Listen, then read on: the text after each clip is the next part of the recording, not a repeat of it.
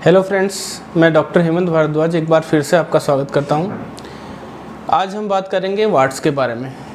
वार्ट्स जिनको हम मुस्बी बोलते हैं, अक्सर हमारी स्किन पे एक बम्प जैसा छोटी सी संरचना बन जाती है और ये स्किन से थोड़ी बहुत उभरी हुई संरचना होती है। इनको हम वार्ट्स बोलते हैं। वार्ट्स के अगर कारणों की बात करें तो वार्ट्स के होने का कारण ह्यूमन पैपिलोमा वायरस होता है। ह्यूमन पैपिलोमा वायरस की वजह से वार्ट्स शरीर पे कहीं भी बन सकते हैं। अगर हम इसके लक्षणों की बात करें तो ज़्यादातर जो वार्ट्स होते हैं उनमें लक्षण केवल कॉस्मेटिक प्रॉब्लम होती है कि दिखने में अच्छे नहीं लगते हैं वार्ट्स, और कुछ लोगों में पेन की भी शिकायत रहती है। पेन अक्सर उन वार्ट्स में होता है जो जहाँ ज़्यादा टच का काम होता है, जैसे हैंड्स वगैरह पे अगर बन गए वार्ट्स तो उनमें पेन होने की पॉसिबिलिटी रहती है। कुछ लोगों को वार्ट्स में बर्निंग और इचिंग भी होती है। बर्निंग और इचिंग अक्सर उन वार्ट्स में होती है जो पसीने वाली जगह होते हैं, उन वार्ट्स में बर्निंग और इचिंग की शिकायत ज़्यादा रहती है। कुछ लोगों के वार्ट्स में ब्लीडिंग की भी शिकायत रहती है। ब्लीडिंग अक्सर या तो जेनाइटल वार्ट्स जो होते हैं उनमें ब्लीडिंग होती है, या फिर फेस पे बन जाए, शेविंग करते टाइम ब्लीडिंग हो जाए, या फिर हैंड्स पे हैं, कुछ टच हो गया उसके बाद ब्लीडिंग हो गई। तो ये सारे सिम्टम हैं। और सिम्टम्स के बाद हम बात करें कि किस टाइप के वार्ट्स होते हैं, तो वार्ट्स 4 टाइप के होते हैं। फर्स्ट कॉमन वार्ट्स थोड़े फ्लैशी टाइप के बड़ी साइज़ के वार्ट्स होते हैं, उनकी सरफेस थोड़ी रफ़ होती है। दूसरा है फ्लैट वार्ट्स जो होते हैं उनकी सरफेस स्मूथ होती है और चौड़ाई में होते हैं, वो बड़ी साइज़ के होते हैं। तीसरे हैं पिडंकुलेटेड वार्ट्स होते हैं, वो थोड़े लंबे निकले हुए से वार्ट्स होते हैं और उनमें धागे जैसी संरचनाएं हमें दिखाई देती है। फोर्थ जो वार्ट्स है वो जेनाइटल वार्ट्स हैं। जेनाइटल वार्ट्स अक्सर साइज़ में बड़े होते हैं, फ्लैशी होते हैं और उनमें ब्लीडिंग की काफ़ी पॉसिबिलिटी होती है। टाइप्स के बाद हम बात करें कि वो कौन कौन से मोड ऑफ ट्रांसमिशन है, कैसे फैल सकते हैं ये वार्ट्स। तो mode of transmission skin to skin होता है बाय टच, एक से दूसरे में इस हाथ मिलाने से या इन्फेक्टेड टॉवल वगैरह यूज करने से, पर ट्रांसमिशन स्किन टू स्किन ही होगा। मतलब एक पर्सन की स्किन से दूसरे पर्सन की स्किन पे ही ये वायरस जाएगा। मोस्ट कॉमन जो एरियाज़ है जहाँ ये वार्ट्स होते हैं उनकी बात करें तो ज़्यादातर वार्ट्स मिलते हैं या तो फेस पे मिलेंगे, हैंड्स पे मिलेंगे, स्कैल्प पे मिल सकते हैं, जेनाइटेलिया पे होते हैं, फीट्स पे होते हैं और बॉडी पे कहीं भी हो सकते हैं, पर बाकी जगह पॉसिबिलिटी थोड़ी कम होती है। सबसे ज़्यादा फेस पे वार्ट्स मिलते हैं। अगर वार्ट्स टाइम पे ठीक नहीं हो, हम लापरवाही करें तो वार्ट्स में जो कॉम्प्लिकेशन हो सकती है, फर्दर कॉम्प्लिकेशन हो सकती है, हम जिन चीज़ों से ज़्यादा परेशान हो सकते हैं वो ये है, अगर ज़्यादा हम लापरवाही करते हैं तो वार्ट्स संख्या में बढ़ते जाते हैं और दिखने में बहुत ज़्यादा बुरे लगते हैं। इसके अलावा कोई ऐसी मेजर कॉम्प्लिकेशन वार्ट्स में नहीं होती जिसकी वजह से हमें परेशानी हो।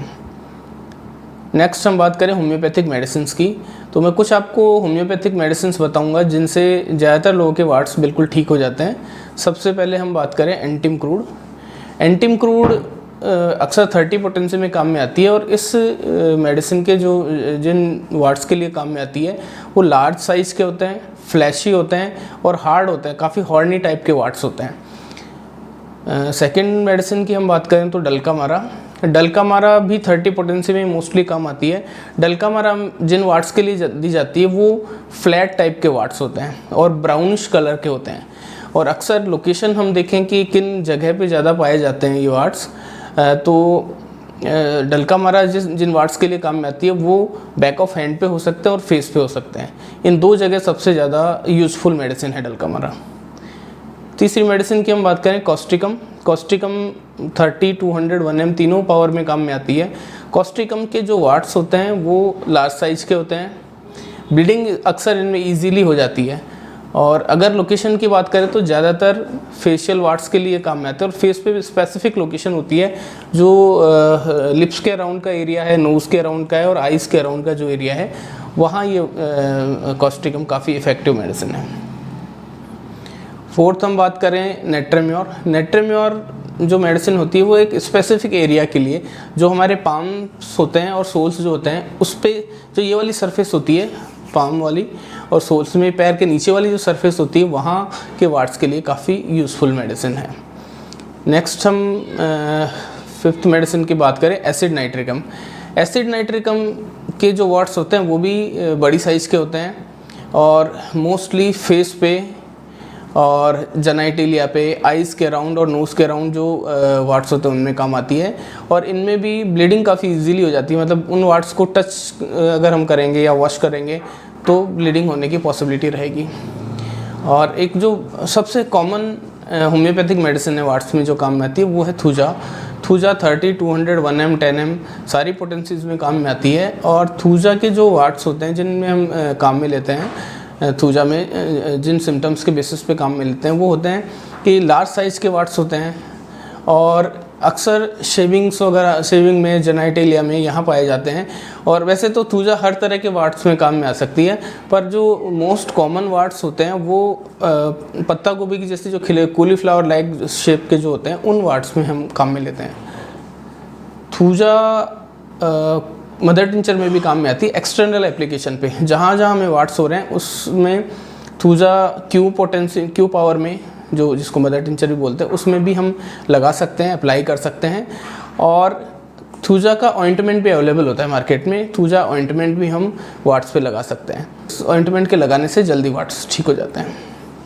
तो फ्रेंड्स, ये वार्ड्स के बारे में इंफॉर्मेशन थी। अगर ये वीडियो आपको अच्छा लगा हो तो ज़्यादा से ज़्यादा शेयर करें, सब्सक्राइब करें और ज़्यादा से ज़्यादा शेयर करें जिससे और लोगों तक भी इन्फॉर्मेशन पहुंच पाए। Thank you.